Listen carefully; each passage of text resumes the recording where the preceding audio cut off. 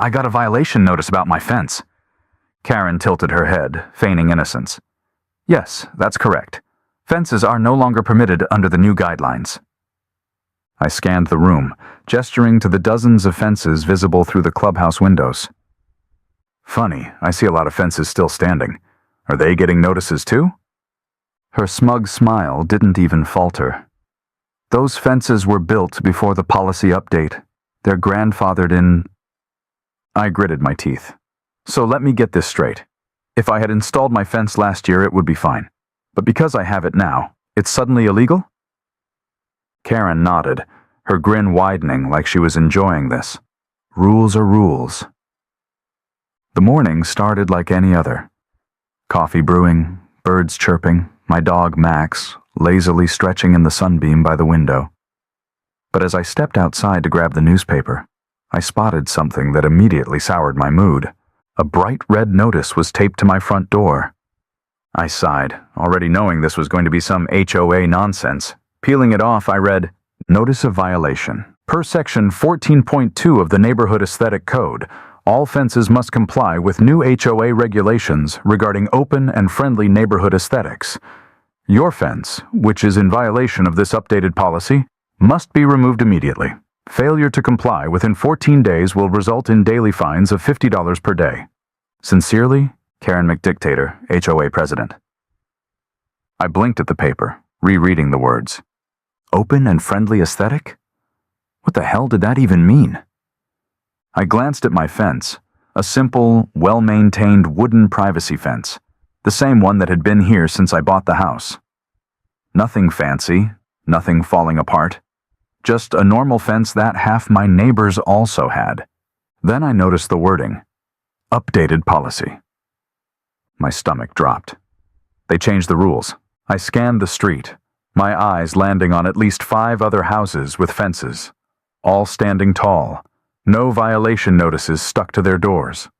And that's when I knew. This was targeted. Karen. I should have seen this coming. Ever since she became HOA president, she'd been on a power trip, throwing out fines like confetti at a parade. I had mostly ignored her, staying out of HOA politics. But now she was coming for me directly. Nope, not happening. Stuffing the notice into my pocket, I marched inside and pulled up the HOA meeting schedule. The meeting was held in the neighborhood clubhouse, a soulless little building the HOA loved to use for micromanaging people's lives. When I walked in, I was met with the usual crowd, a mix of annoyed homeowners and the HOA board, perched like self-important vultures behind a long table. And at the center of it all? Karen. Her blonde bob sat perfectly in place, her pearls gleaming under the fluorescent lights. She was the type of person who would report kids for playing with sidewalk chalk because it disrupted the uniformity of the pavement. As soon as the meeting opened for disputes, I raised my hand. Karen's eyes locked onto me, her smile razor sharp. Ah, Steve, what can we do for you? I walked up to the microphone, holding up my bright red notice for the whole room to see. I got a violation notice about my fence. Karen tilted her head, feigning innocence. Yes, that's correct. Fences are no longer permitted under the new guidelines. I scanned the room, gesturing to the dozens of fences visible through the clubhouse windows. Funny, I see a lot of fences still standing. Are they getting notices too? Her smug smile didn't even falter. Those fences were built before the policy update. They're grandfathered in. I gritted my teeth. So let me get this straight. If I had installed my fence last year, it would be fine. But because I have it now, it's suddenly illegal? Karen nodded, her grin widening like she was enjoying this. Rules are rules. My fingers curled around the paper. Oh, I was about to make her regret those words. I took a deep breath, trying to keep my composure in front of the smugly assembled HOA board. I had walked into this meeting thinking maybe, just maybe, logic would prevail. That was my first mistake. I held up the violation notice again. So let me get this straight. My fence, which has been standing just fine, minding its own business, suddenly violates a rule you made up last week? Karen, sitting at the head of the table like she was presiding over a Supreme Court hearing rather than a suburban neighborhood meeting, gave me that tight plastic smile. That's correct. I exhaled sharply through my nose. Okay, fine. Let's try reason.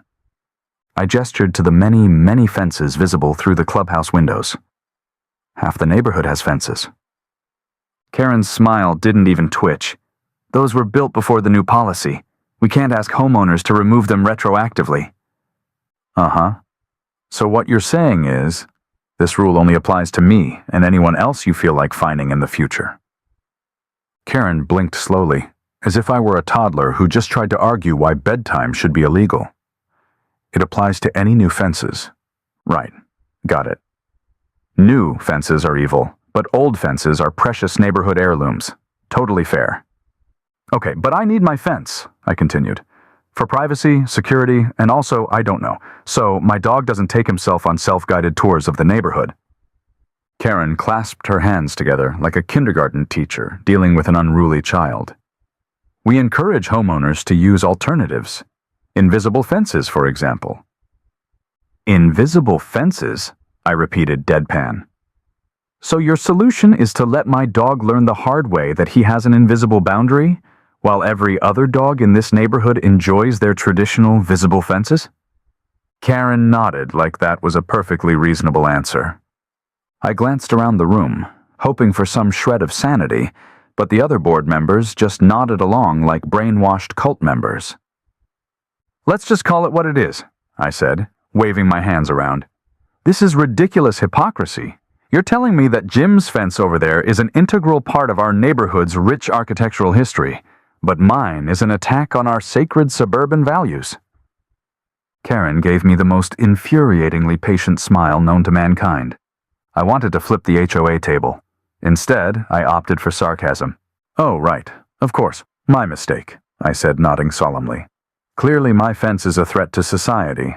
If left unchecked, who knows what horrors might follow? A garden gnome? A bird bath? Chaos. Karen's smile grew even tighter. Rules are rules. That was it. That was her entire argument. Rules are rules, and I wanted to scream. Instead, I forced my expression into a serene, almost unsettlingly calm smile. All right, Karen, I said sweetly. You win. Karen tilted her head, momentarily thrown off by my sudden change in demeanor. Excuse me? I'll take it down, I said with a shrug, just like you asked. She squinted at me, as if trying to figure out if I was bluffing. But I wasn't. I would take down the fence, and then I'd give them something much, much worse. That weekend, I did exactly what they wanted. I took down my fence, brick by brick, post by post. Karen must have been watching from her window with binoculars, because by the time I was done, a new notice had been taped to my door. Notice of compliance. We appreciate your prompt compliance with HOA regulations. Your property is now in full accordance with the community aesthetic standards. Sincerely, Karen McDictator, HOA President. I stared at the letter. Then I smiled. See, the thing about me is, I don't like losing. And if Karen wanted to play aesthetic dictator, she had no idea what she had just unleashed. I had 2 words for her. Game. On. I'll admit it, I stewed for a bit. For about 3 days, I let myself wallow in the absolute injustice of it all. I walked out to my now exposed backyard, where my once perfectly legal fence had stood, and felt naked. My dog, Max, was just as confused and offended as I was, staring at the non-existent boundary like he had just been evicted from his own home. And of course, Karen was enjoying every second of it. Every time I stepped outside, I could feel her watching from behind her lace-curtained windows, sipping her tea like a victorious Disney villain. She probably had a scrapbook labeled HOA Victories, where she planned to document my downfall. But if Karen thought I was going to roll over and accept defeat, she was about to be very, very wrong. The loophole of the century. So one night, after one too many passive-aggressive HOA emails, I did what every reasonable person does when they need to take down a tyrant. I went down a rabbit hole of municipal zoning laws. And let me tell you, there is nothing quite as dangerous as a sleep-deprived homeowner with a grudge and unlimited access to legal documents. It turns out, While the HOA had banned fences, they hadn't thought to ban something else. Decorative structures and artistic installations are fully permitted within property lines as long as they meet safety codes and do not obstruct city property. I read it again, and then again. And then I did something that might have scared Max a little. I started laughing. I wasn't just going to get even. I was going to make history. Since a simple, practical fence was too offensive for the delicate sensibilities of the HOA, I decided I needed something far more obnoxious. Something that would be completely legal, yet so absurdly over the top that Karen and her minions would lose their minds. And then it hit me. A fortress. Not just any fortress, a medieval-style stone fortress with towers and a working drawbridge. If I was going to be villainized by the HOA, I might as well go full supervillain. For the next few days, I got to work. Blueprints and planning. I mapped out a grand vision for my property. Hashtag massive stone walls, technically reinforced concrete with faux stone panels. A wooden drawbridge leading to my driveway. Turrets on the corners, because let's be honest, what's the point of a fortress without them? As a faux moat, not real water, but maybe a decorative rock garden. Or koi fish. I hadn't decided yet. Was this excessive? Yes. Was it absolutely necessary for my personal satisfaction? Also, yes, checking legalities. I contacted the city, not the HOA, obviously, to confirm that decorative structures were allowed. The city official on the phone sounded both amused and mildly horrified by my plan, but confirmed that it was all legal. Karen had made one fatal mistake. She assumed I would follow the HOA's rules. But the city's rules? Oh, I could work with those. Gathering materials and team. I called a contractor friend who owed me a favor and explained my idea.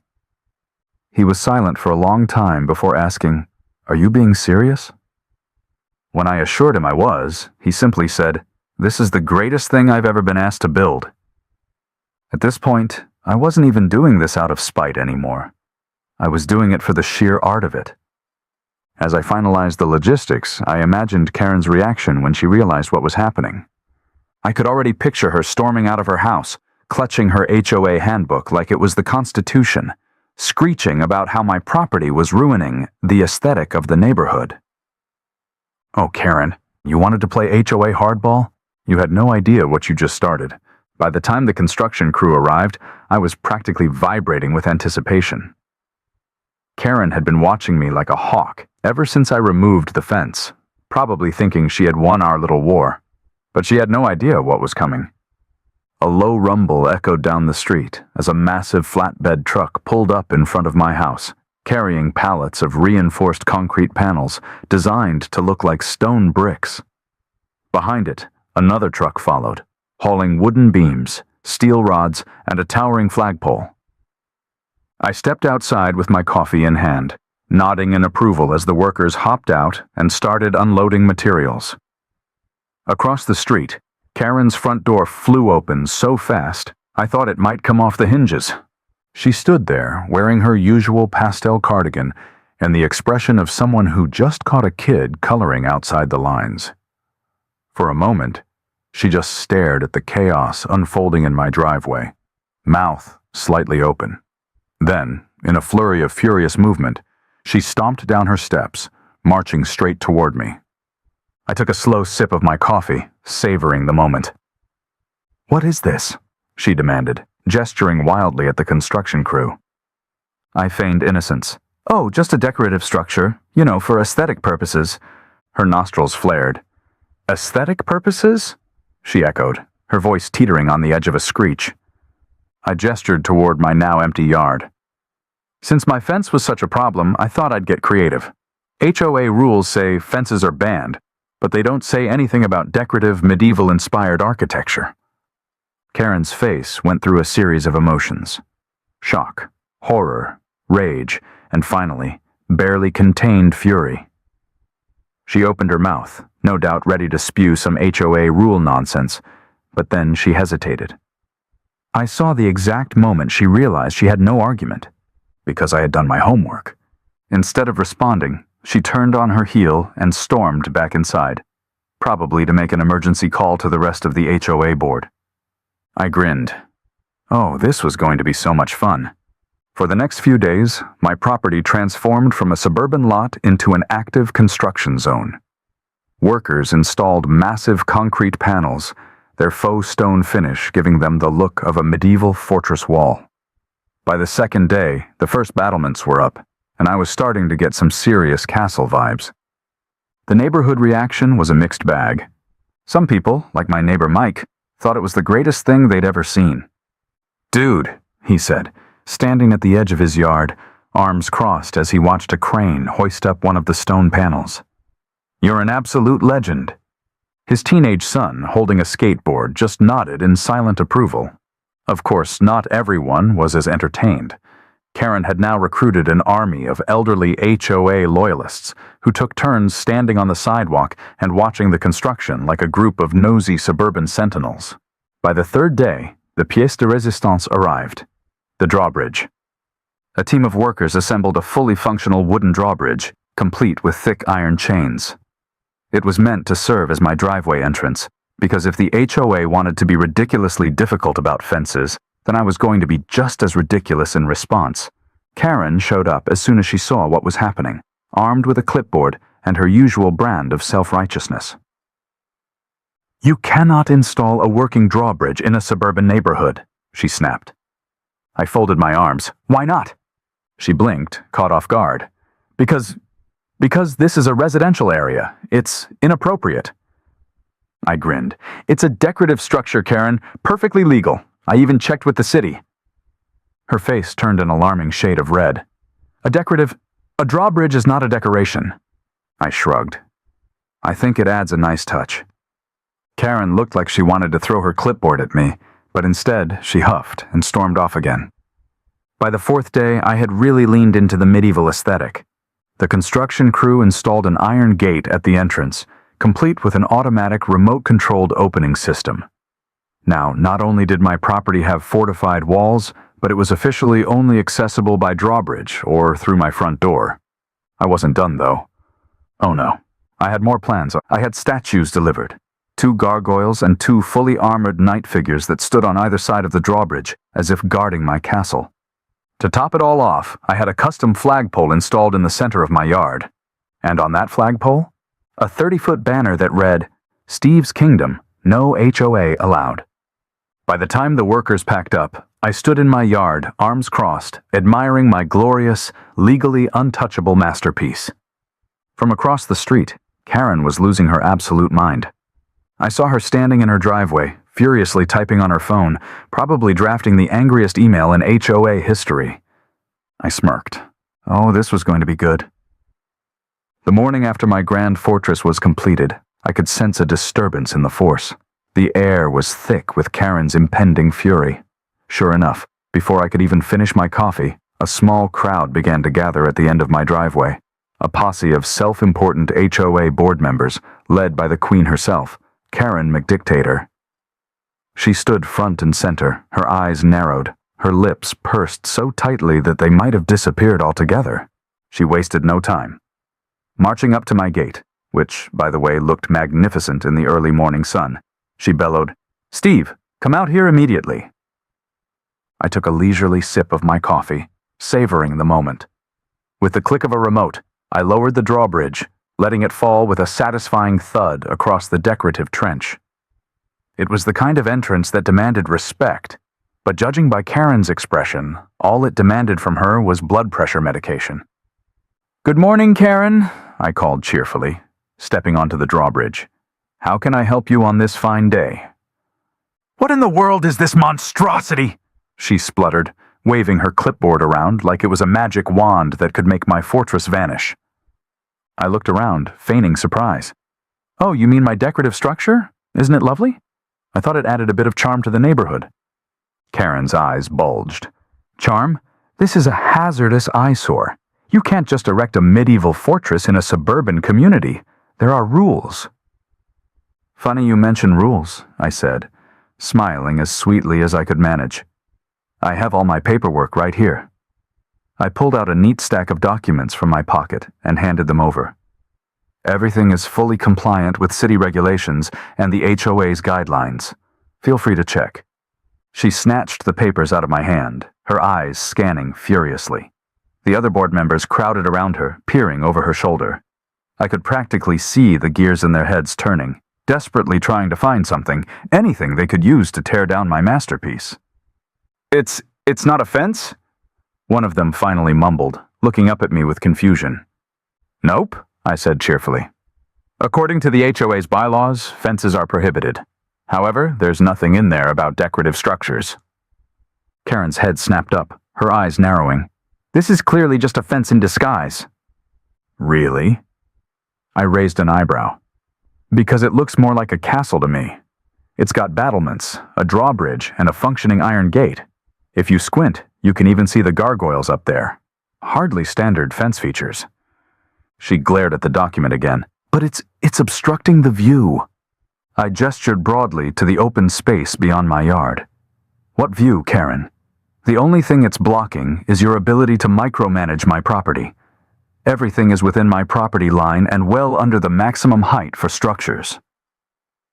One of the other board members, a nervous-looking man clutching a clipboard as if his life depended on it, whispered something to Karen. Her face turned an even deeper shade of red.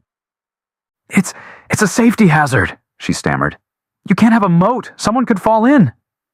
"It's not a moat," I corrected her. "It's a decorative koi pond. Perfectly safe. The city inspector loved it, said it added a touch of tranquility." She sputtered, her voice rising in pitch. "This is ridiculous. You're turning this neighborhood into a circus." I put a hand over my heart, feigning hurt. "Karen, I'm just trying to comply with your rules.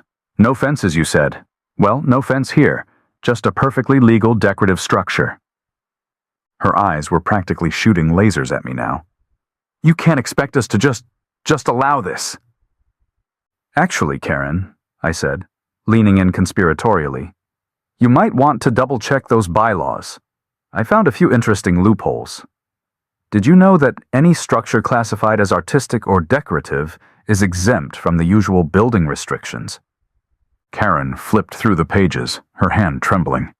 I could see her fury mounting as she realized she had no leg to stand on. I had played by her rules, and she had lost, badly. "Mark my words," she hissed, her voice dripping with venom. "This isn't over. We'll find a way to get rid of this abomination." "Best of luck, Karen," I called cheerfully as she stormed off, her clipboard clutched so tightly I thought it might snap in half. "If you need any more clarification on the rules, just let me know. I'm always happy to help." She shot me one last murderous glare before stalking back to her house, her loyal board members trailing behind like chastened ducklings. As the drawbridge closed behind me, I couldn't help but laugh. Karen had started this war, but she had no idea just how far I was willing to go. This was only the beginning, and if she wanted to play the game, she'd better be ready for my next move. After all, I had a fortress now, and I intended to defend it. It didn't take long for my fortress to become the most exciting thing in the entire neighborhood. By the end of the week, I had a full-blown fan club of local kids who had declared my house the official castle of the kingdom. Every afternoon, I'd hear the sound of sneakers slapping against the pavement as they ran down the street, plastic swords in hand, ready for battle. "Sir Stephen," a boy named Ethan called one afternoon, standing at the edge of my driveway. "May we cross thy bridge?" I leaned against the drawbridge controls, raising an eyebrow. "Only if you answer this riddle, young squire." The kids huddled together, whispering conspiratorially, while I delivered the challenge.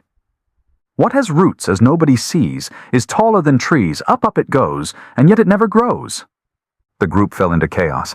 "A beanstalk!" one kid shouted.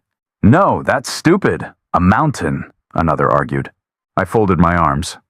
"Is that your final answer?" "Mountain," they all shouted in unison. I nodded approvingly and hit the remote.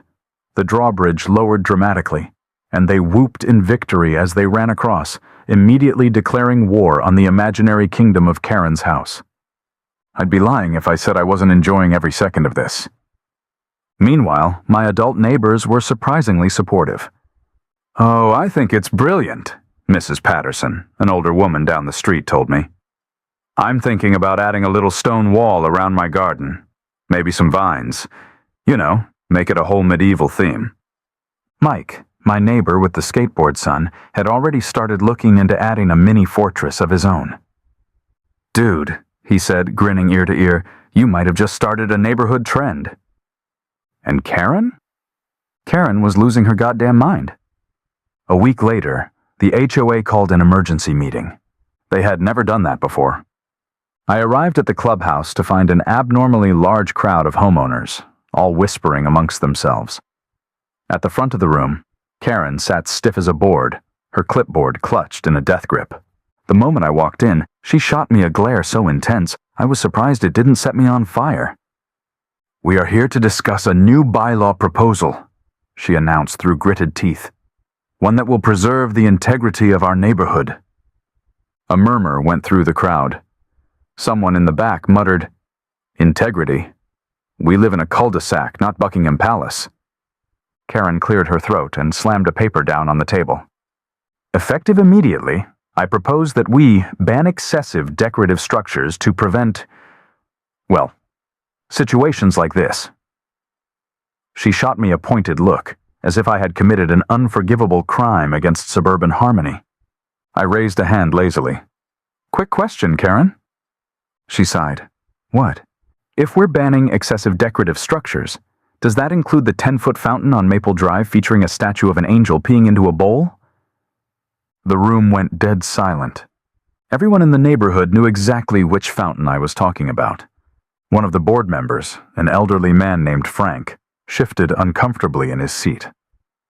That was a wedding anniversary gift." I shrugged. Cool. And the giant inflatable holiday decorations people put up? Those gotta go too, right?" "Now hold on," someone else said. "I like my Santa riding a T-Rex display." "Yeah, and what about the pink flamingo yard? That's been here for years." Karen's eye twitched. The very foundation of her argument was starting to crumble. I smiled sweetly. "So let me get this straight. A literal fountain of an angel peeing is fine, but my fortress isn't?" The HOA board members muttered amongst themselves, realizing that if they banned my fortress, they'd have to ban a whole lot of other stuff too. Finally, Frank sighed. "Maybe we're being too hasty." Karen's face turned a shade of red I had never seen before. I could tell she was about to explode, but she held it together just long enough to pull out her trump card. "If this monstrosity is really so great," she hissed, "then let's see what the city inspector has to say about it." The crowd gasped dramatically, like we were in some kind of daytime soap opera. I just smiled. "Oh, Karen," I said, shaking my head, "you really don't know when to quit." The morning of the inspection, I was feeling great. I had my coffee in one hand, a bag of dog treats in the other, for Max, who had taken to patrolling the fortress grounds like a true noble steed, and a front row seat to Karen's slow descent into madness. At precisely 9 a.m., a white city vehicle rolled up to my driveway. The moment it stopped, Karen practically sprinted from her house, clipboard in hand, eyes wild with desperation. She looked like someone who had spent the night furiously Googling every possible law in the hopes of finding a way to crush my dreams. The inspector, a man named Dan, stepped out of his truck, adjusting his sunglasses. He looked to be in his 50s, wearing a city-issued polo and a general air of, "I have seen too much nonsense in my career to be surprised by anything anymore." "Morning, folks," Dan said, pulling out a notepad. "I'm here to inspect the, He paused as he got a good look at the absolute masterpiece of pettiness that was my medieval fortress. "Huh?" Karen shoved her way forward before I could even open my mouth. "This," she declared, waving dramatically at my property like a magician revealing a dead rabbit, "is a direct violation of community safety standards. It is a hazard to this neighborhood. A disgrace." Dan raised an eyebrow, unimpressed. "Right. And what exactly is unsafe about it?" I smiled, stepping forward. "Oh, I'd be happy to give you a tour." Karen made a strangled sound but had no choice but to follow as I led Dan toward the gate. "First up," I said, pointing. "The walls. These are reinforced concrete panels, structurally sound and compliant with all residential building codes. They're decorative, not load-bearing." Dan nodded, running a hand over the surface. "Seems solid." Karen gritted her teeth so hard I thought they might crack. I continued, gesturing toward my totally not a moat. "And here we have my decorative water feature." Dan peered over the edge. "Koi pond." "Exactly. HOA rules allow decorative ponds under 5 feet deep. This one, 4 feet 11 inches. I grinned. "Perfectly legal." Karen's face twitched violently. Dan scribbled something down in his notebook, nodding. "Looks nice." Karen made a noise somewhere between a snarl and a dying cat. "And finally the driveway." I pressed the remote, and with a satisfying clunk, the drawbridge slowly lowered into place. Dan stepped onto it, bouncing his weight a little. "Huh, this is actually pretty sturdy." "Absolutely," I said. "Built to support vehicle weight, installed with a pulley system, and classified as a decorative driveway feature." Dan nodded. "Yep, looks compliant to me." Karen whipped around to face him, eyes wide in horror. "What?" Dan shrugged.